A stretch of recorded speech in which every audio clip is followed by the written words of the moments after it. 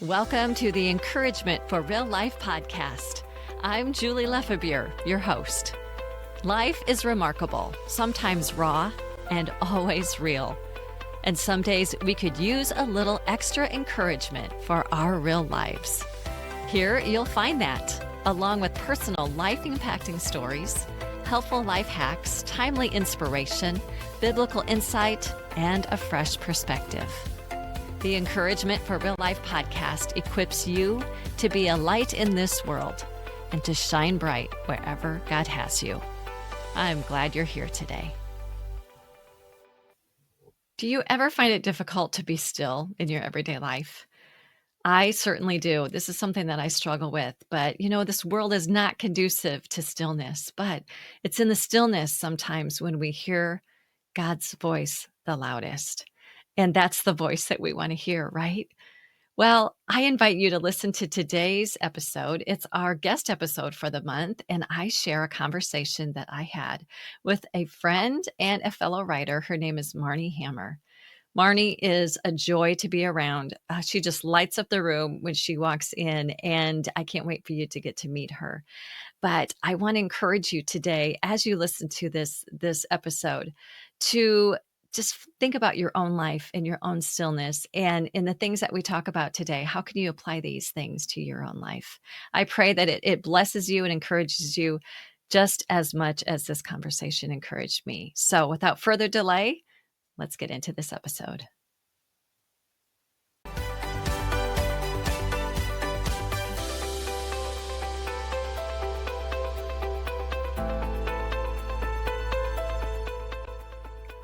Well, joining us on the podcast today is the wonderful Marnie Hammar. Marnie, welcome. We're so glad you're here. Thank you so much for having me. It's a joy. You are a joy. Oh my goodness, you are a joy. If you're watching on video, you're seeing Marnie's lovely, happy face. She just exudes happiness wherever she goes. And Marnie, you and I met, in 2021. Is that right? That's right. In Yeah. Minnesota. In Minnesota At at a writers conference, right? It was such a good conference. It was. It was the last one of its kind. I know. I know. We I did know. not know that at the time, though, did we? We didn't, no. And I do need to share that you were so gracious to share your car on your way home. You dropped me at the airport. And I know that was not on your way. I don't think it was on your way, but you saved me from an Uber. It was in the general direction, so it was great. And we okay, I just have to confess, this is our second time of doing this, this take of this interview because the first time the audio wasn't great, and we didn't want you as listeners having to suffer through that. But we were talking about in the first take that, we both believe that we were supposed to be in that car ride to get to know each other better. We had such a wonderful time. And tell about your you had to have a cane and you had a big leg brace during the trip. I did. It was actually I think I'd probably only had it for 10 days at that point. Yes, I was unaware, blissfully unaware at that point where that journey was going to head. But yes, I had pain in my knee and I was in a brace that they hoped would help ease the pressure of the joint. And I think it's called the offloader. And so I had this giant brace, bionic looking, and a cane. And so, yes, saving me from an Uber ride it was just lovely. It was lovely. That's the least I could do. Oh, but Marnie, I'm sure that there are people in the Encouragement for Real Life podcast land that really don't know who you are. So would you just share who you are, what you're about, what you're passionate about, what your life consists of, anything that you just want to share with us so we can get to know you? Yes, absolutely. My main responsibilities that I would love to share with you here in Cincinnati, I would say my primary role is as mama to 3 boys. My husband and I have been married 29 years, and we have 3 boys in 3 different stages. My oldest is a sophomore in college, and then I have a junior in high school, and I have an 8th grader, so also a junior higher. So that's, a lot. It's a lot of fun, it's a lot of running, it's a lot of food. It's a lot. But yeah, so fun. I love that as my primary role. The Yes. other part of my life when they are in school or doing their things and I have capacity, to do things, here out of the lovely privacy of my home office. And probably to my dog's chagrin, she actually does not like how much time I spend at my desk. Um, but I have this beautiful, I guess, would you say it's a ministry? I would call it a ministry. I Um, would. yeah, where, my past experiences have kind of blended into what I now do, and I'll actually tell you a little about that. My pre-kids life was, primarily being a communications consultant. I worked in consulting, and then I also worked in higher ed, where I also, um, I did marketing communications, and then I was a marketing director at a college. So a lot of different capacities where I was a communications, professional, and lots of writing, lots of speaking, lots of presenting, those kinds of things. And then we moved. The last chapter of my working life was in Boston, and we moved to Cincinnati. And we had the opportunity for me to try staying home because we had started our family at that point. It had never occurred to me when we lived in Boston to have that possibility. We definitely needed to both work. And then here in Ohio, when the cost of living was different, we thought, well, maybe, I don't know. And I enjoyed that very much, but I also needed, and I'm going to call it fresh air. I needed these other outlets. I was active in MOPS, but I was also active in my church in the women's ministry and holding leadership roles there. And like I said, I would call that my fresh air, where I was using my brain and using some of the skills that I had practiced and missed, from my former life. And so, fast forward now, what the Lord put on my heart probably 5 years ago, was to blend all of those experiences and put together the passion I have for being able to work with women, especially with a household of men. That's a beautiful thing. Yeah. But then to also use those communication, experiences and put them together. And so now I minister to women to encourage them. Primarily, what's really burning on my heart and, just kind of deeply embedded as it just kind of oozes out. That's a terrible word. I don't really like oozes. Overflows out of your life. That's a better word. I like it. Yes, is to encourage women in their everyday Mm. to, lay down this pull towards perfection and lay down the things that we carry that make it difficult for us to spend time sitting and getting quiet with Jesus and learning to listen for him in our everyday. Mm. And you do that so beautifully. You do. Mm, thank you. And I was stuck on something that you said a little bit ago, and it has nothing to do with your ministry. Well, maybe it does, but I remember when you got your dog. You mentioned your dog. Do you? Oh my It goodness, wasn't yes. it wasn't it just, like, right after the conference? Yes, it was. I And you remember were being so excited that it worked together to go to the conference, yeah, that we didn't have the puppy yet because, with those new yeah, puppies, they're yeah. constant need to go outside, and yes. So yes, And yeah, my what's the Harper. what is it? Harper, she Harper. is That's a what it yeah, Labradoodle, and she's yes. awesome. Yes. I'm sorry, I just had to acknowledge Harper, and I couldn't remember the name, but I knew that she was it was an amazing name, and I knew she's beautiful. I know she's Oh, beautiful. I love that you remember that. I'm so Well, impressed. I I just was remember you were excited about it, and then when I saw the pictures on Instagram, I thought, "Oh my goodness, here's little Harper." She's great, and she's a girl, so I think I Oh, was really excited yeah, about that too. yeah. I love it. So, as you are ministering to women, I love how you do this. I love your message. I love everything about it, and I hope we can get into that here in just a little bit too. But as you've already read my book, I know you've read my book. You even sent me pictures. You took some professional pictures, thank you, of my book. And it's called Right Now Matters. So, how are you living as a right now woman today? In your message, outside of your message, everywhere. What are you doing? Yeah, so, I mean, it's an intentional choice, isn't it? A Yeah, you're right. daily intentional choice. Yeah, I think it would be good to acknowledge that there are days that we miss it, right? And when I think So about much. your message, I always, like, cling to or glom onto the word undistracted. That's the word that always comes to mind, and I was thinking about, is it a manifesto? Is that what you do in your last chapter? I don't remember. You have all of these statements that are, Yeah, "Right now, women live undistracted." Yeah, so yeah. over and over and over, undistracted. There are days that I'm distracted, and I'm sure I mean, usually when the Lord puts a subject on our hearts, it's because we know it, right? Yes. And Yeah, it's a constant to stay in the moment that is in front of us. right. I think, 2 things come to mind, I'm gonna try to line them up. The first is that for me, I know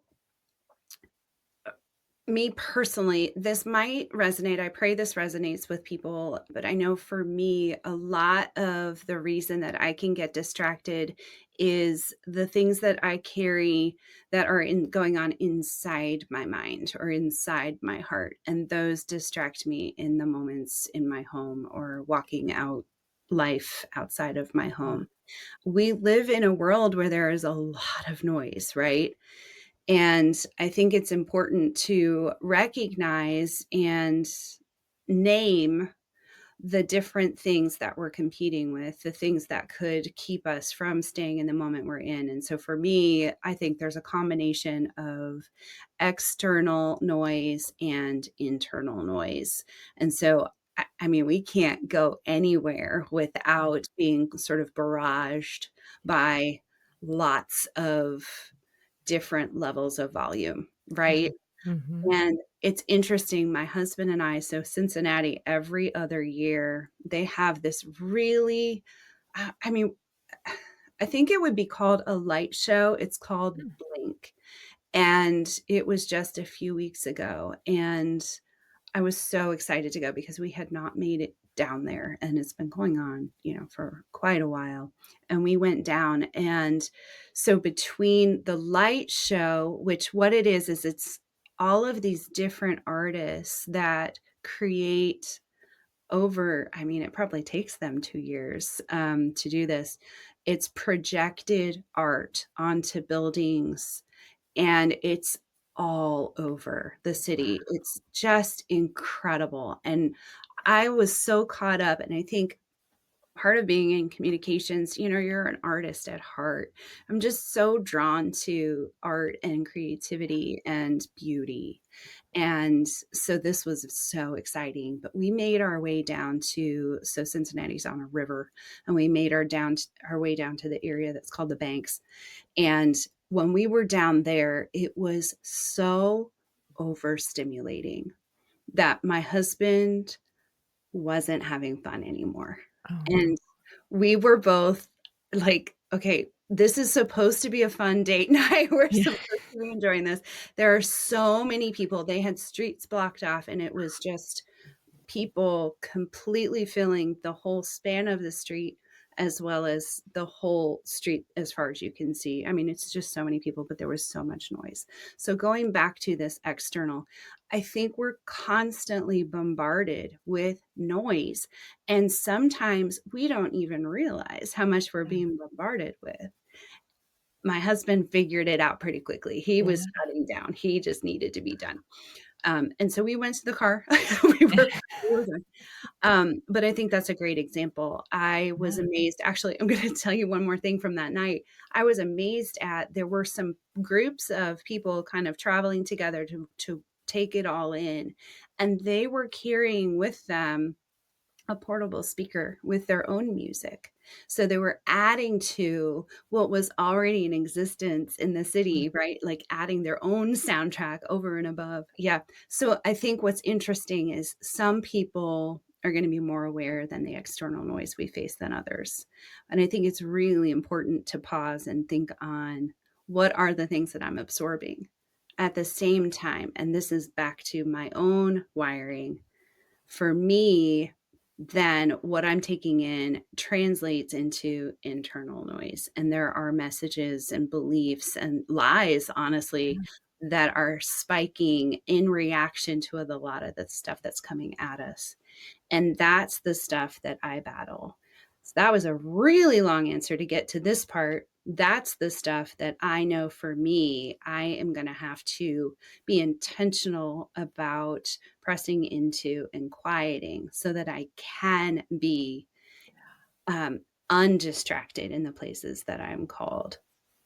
And yeah. that actually makes me think of in the Gospel of Luke, a passage of scripture that I just was kind of knee deep into. I was speaking on this topic of perfectionism and the lies that we believe a lot of times they can be because of cultural expectations, or it can be things that we place upon ourselves, but we carry these beliefs of needing to be perfect. And I was looking at in Luke chapter 10 the account of when Jesus encountered Mary and Martha invited him to her home.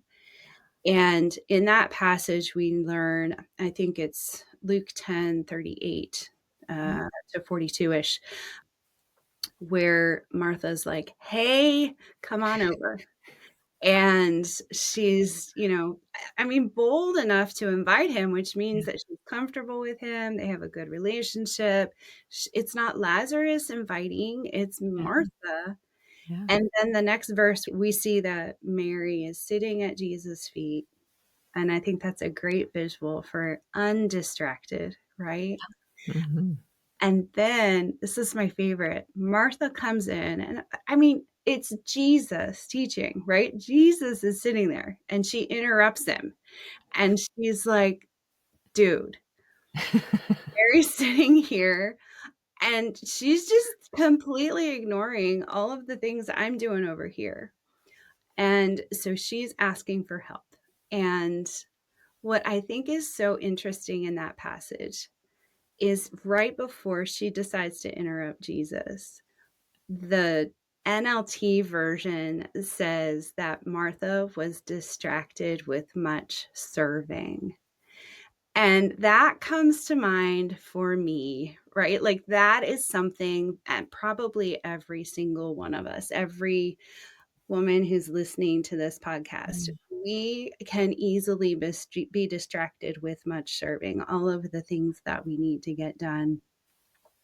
And then also, we can be distracted by the noise that we're facing and the noise that we're carrying, the things that we may not even recognize we're paying attention to, the thoughts that are coming. So, all of that to say, long answer to your Love question, it.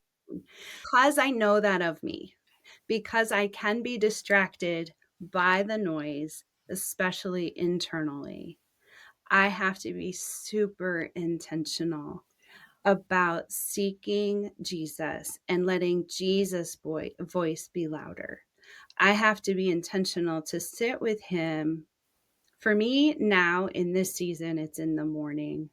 And that carries me through. And hearing him, reading his words, making space for him to speak into my day, then allows his voice to be the louder one so that I can be in the moment I'm in, that I'm not going to be distracted by what's going on in my brain.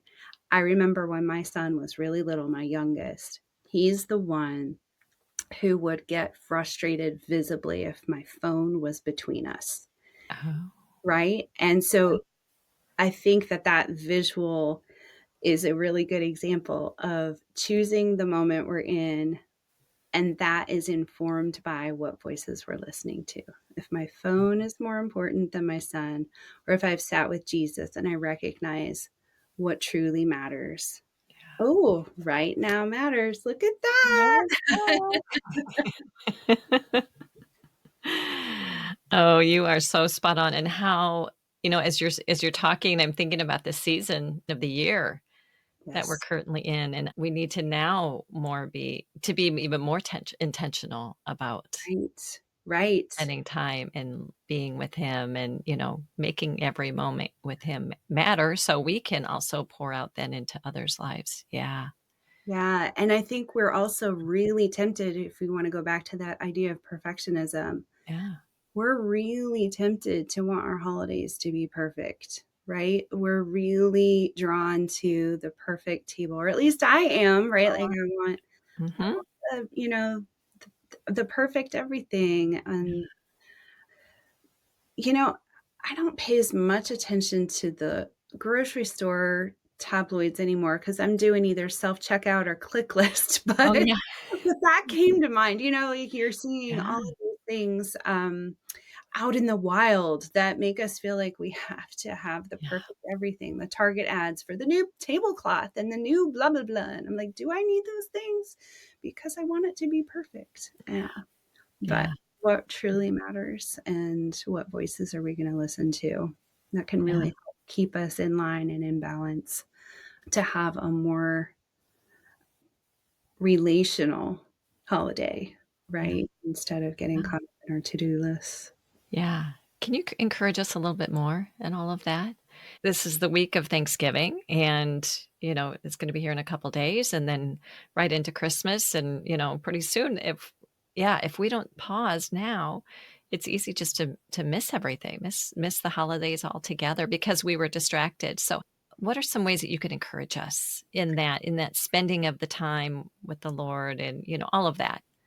So I'm gonna share with you, this is my own, like, "Oh, uh-oh," right? Like, okay, so yes, here we go, Thanksgiving, and I have family coming, which I'm so Yeah. excited, and then in December, the first week of December, my husband and I have a work trip, spouses were invited, so we're going out of town. I'm so excited. Yeah. And then my middle son has a birthday, and then he has a soccer tournament that we're going out of town again before Christmas, right? Like, I'm like, "Okay." Like, I'm realizing that I need to protect the time I spend with Jesus so that I can be filled with his words, with his truth, with what matters, with staying in the moment for what this season truly is about. Because all of those things I just said to you aren't Christmas. They're Yeah. nothing, right? Like trip, birthday, trip. Yeah. These are not Christmas things. And I think, pretty easily miss some of the magic that comes with celebrating Jesus' birth. Yeah. Mhm. So I will tell you what I'm planning to do, and, this is yeah, very practical. We're gonna get super practical. Great. I'm actually going to look at my calendar. So I also know if I don't spend time with Jesus in the morning, the days get away, especially with all of the extra things we'll be adding to our list.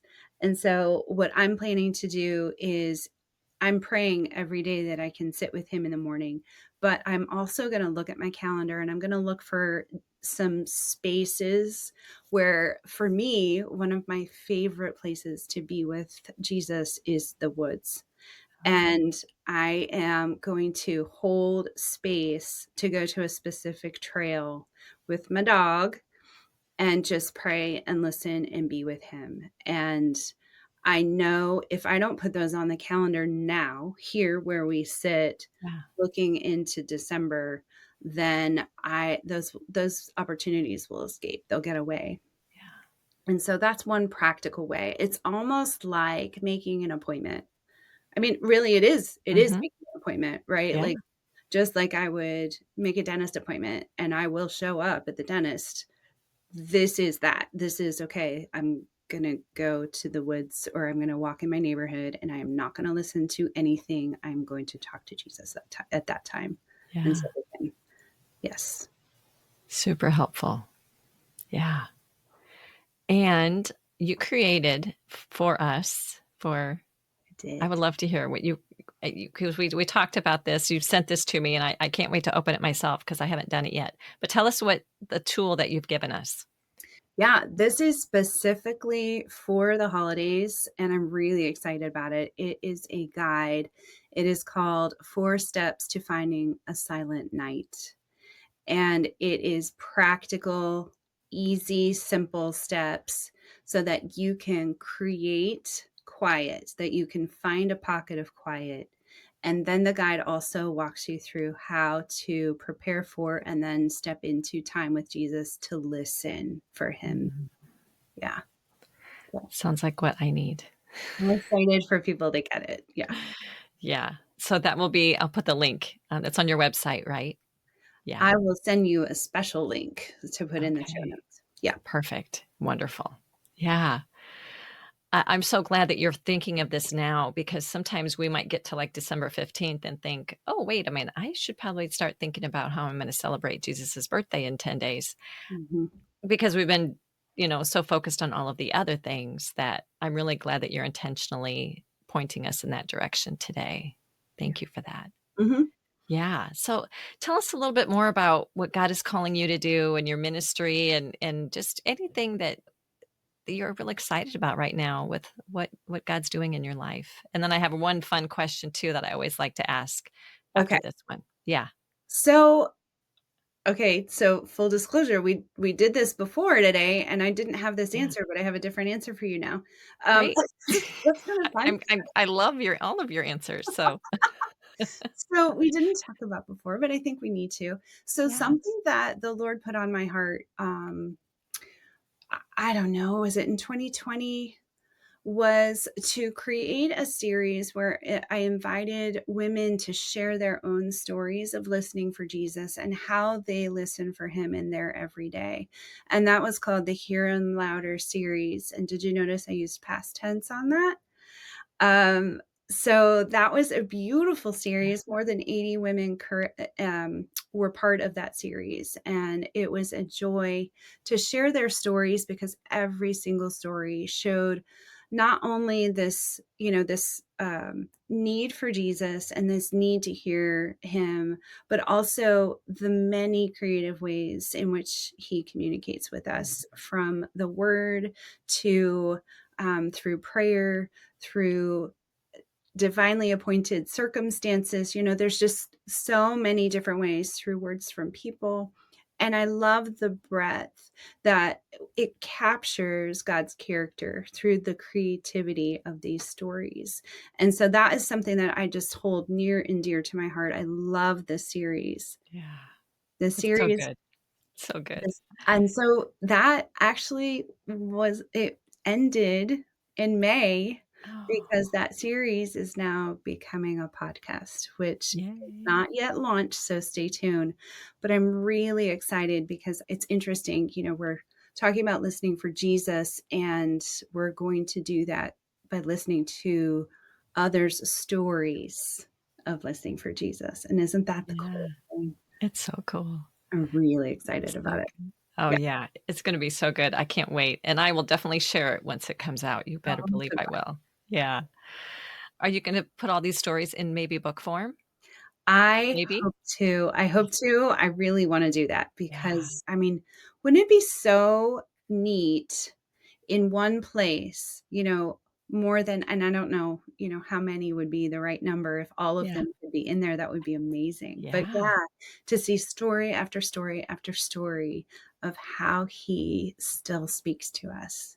It's just encouraging, especially for those times when you're longing to hear him, you're not sure you are. You read this and know he still speaks. Yes. Yeah. Yes. That is such a wonderful I'm really excited for that too. I really hope that that's in the works. I'll be praying for you for that. Thank you. I So appreciate that. exciting. So I love to ask this question. It's kind of an off the wall question, but it kind of gets to a little deeper kind of a intention. But the one question that hasn't been asked of you yet regarding what God has done in your life, but you would love to answer.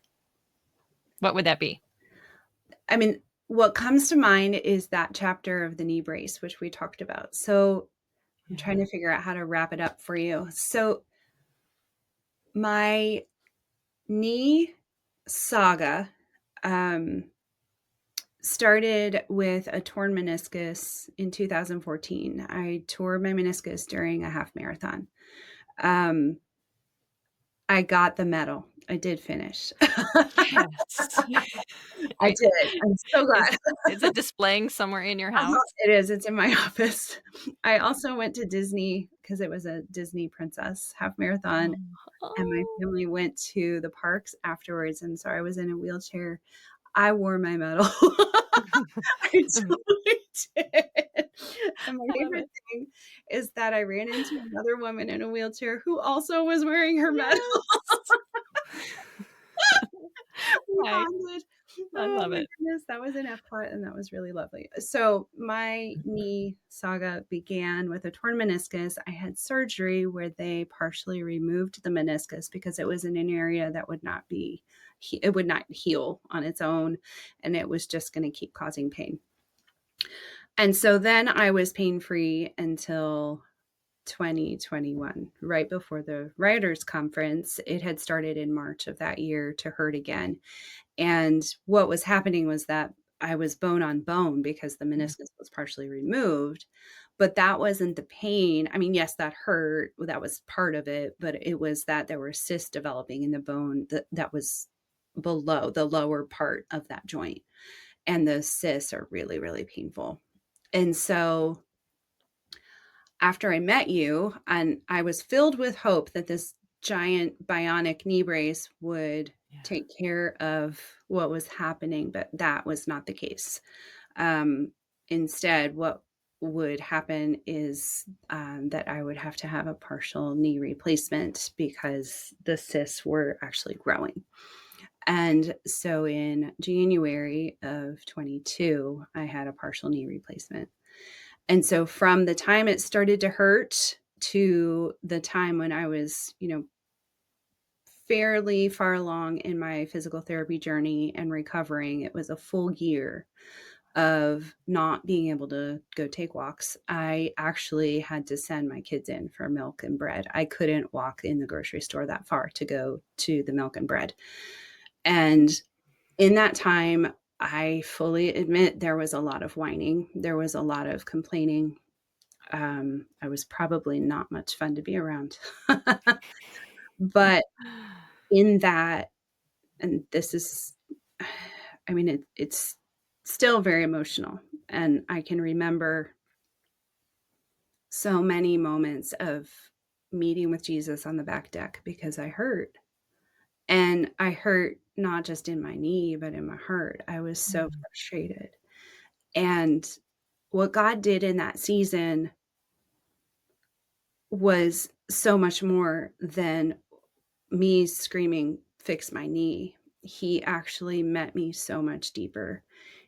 I was in this season of forced stillness, mm, involuntary, right? I did not want this. I did not ask for this chapter, but I now can say on this other side, because we're a couple years out now, that he met me more powerfully in that time, in that season of forced stillness, because he was ministering to deeper places. Had he just, you know, had it just been my knee, we fix it, we move on, I would have mhm. missed out on some really significant deep soul healing. He met me far deeper than what my physical pain was asking for. And so I will definitely give him all the glory for what I would call a harder path, Mhm. but I recognize the need for the work he was doing, and I'm thankful for that. Yeah, that's incredible. Yeah. I'm so glad you shared that. Yeah, can I also add an encouragement, though? Yeah. I do know that there are women who are screaming out right now, right? There are women who are still in the pain. They Yes. are really wanting that to relent. Yeah. And I would just encourage them to know that he meets us, even if it doesn't feel like that pain's going away. He meets us. And He strengthens us and he gives us courage in our soul. One of the lessons I have, if you think about the fruit of the Spirit collectively, those are gifts that we receive, and they are for others, to build others up. He gives us strength. Strength is not a fruit of the Spirit. He gives us strength for us. And I Mm, think that's truly a gift, and it's promised. It's yeah. promised to us that he will strengthen our souls. Yeah. Beautiful encouragement for us. Yeah. And, I think we're kind of all in a way hurting, whether it's a physical pain or whether it's an emotional pain or, we all have hurts and we can just stand in that truth. Thank you for that. Yeah, Yeah. I can tell that that's still emotional for you today. it is. It is. Yeah. I mean, what if he would have just healed you? Just said, "Yep," he just, snapped his fingers and you're healed. You would have missed out on all of the deep work. So, I have to tell you, we didn't talk about this the first time. Okay. My second knee, my good knee, started to do the exact same thing, Wow. and my doctor said, "You're going to need a second knee replacement." And I went forward at church, and they prayed over that knee, and it was healed. Oh, wow. And I have thought so many times about exactly what you just said. Yeah. I had to go through the first one because he had so much more to heal. Wow. Yeah. And the second one was just a gift, an Yeah. absolute gift, because I know what it would have been. I went through it, and I can appreciate so much more what that healing is because I went through a different kind, a surgical kind of healing, Yeah. but then also the meeting of my soul. Yeah. Wow. I have goosebumps. Yeah. Gosh, thank you for letting us in on that to share that with us today. Wow. I just don't want this conversation to end. I can keep talking with you for a long time. Oh, that's so good. Thank you for sharing that. Well, Marnie, how can we get in touch with you if we want to know more about you and find you and where do we find you at? So, my website is marniehammer.com, and I'll spell it, but I'll also tell you a little secret. So my last name is Hammar, but if you type in ER, it'll redirect you. It'll be fine. You'll Good. get there. And then I hang out on Instagram, and that's just Marnie Hammar at Marnie Hammar. And then I'm also on Facebook, and that is at Marnie Hammar Writer. Wonderful. I will link all those in the show notes and your your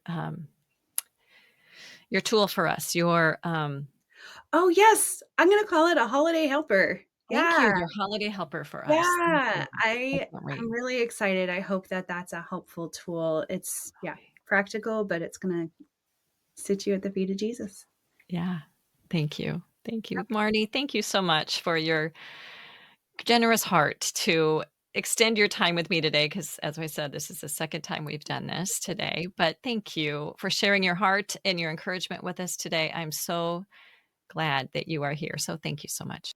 Thank you for having me. Truly, it was a joy. Thank you so much for joining me here today. You can find more at julielefebure.com. And until next time, stay encouraged.